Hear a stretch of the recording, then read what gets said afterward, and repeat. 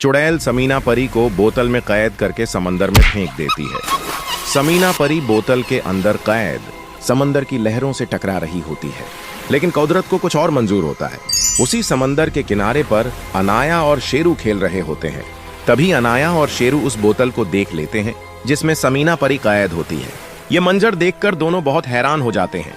अनाया तुरंत बोतल खोलकर समीना परी को आजाद कर देती है। फिर समीना परी अनाया से मदद मांगने लगती है और कहती है, समंदर के बीच हमारा एक बहुत खूबसूरत राज्य था,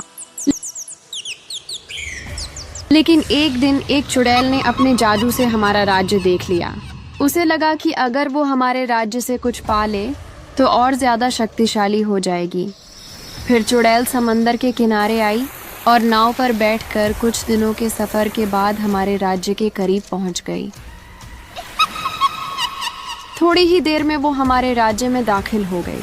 मैं और सुमायरा परी ने उस चुड़ैल को देख लिया और उसे रोकने की पूरी कोशिश की, लेकिन हम रोक नहीं पाए। फिर उसने सुमायरा परी को घायल कर दिया और मुझे अपने जादू से बोतल में बंद करके समंदर में फेंक दिया। कृपया अनाया, हमारी मदद करो।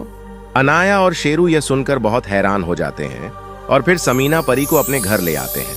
समीना परी अनाया को बताती है कि चुड़ैल को हराने का सिर्फ एक ही तरीका है, एक जादुई छड़ी जो इस नक्शे के मुताबिक समंदर के बीचों बीच छिपी हुई है। वहां एक राक्षस मॉन्स्टर भी है।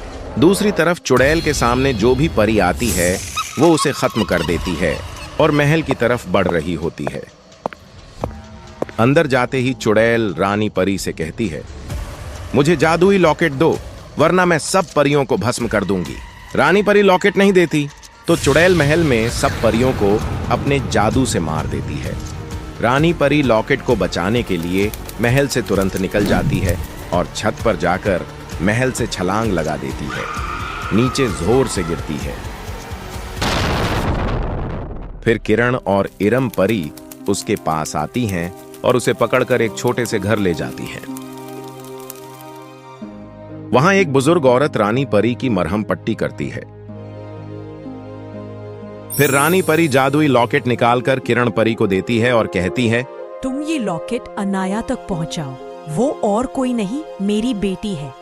किरण परी यह सुनकर हैरान हो जाती है और कहती है, नी परी, मैं हर हाल में ये लॉकेट अनाया तक पहुंचाऊंगी। फिर लॉकेट लेकर किरण परी निकल पड़ती है। समंदर के किनारे पहुंचकर वो अपनी दोस्त डॉल्फिन को बुलाती है और उसे लॉकेट दे देती है। डॉल्फिन समझ जाती है और तुरंत लॉकेट लेकर अनाया की तरफ तैरने लगती है।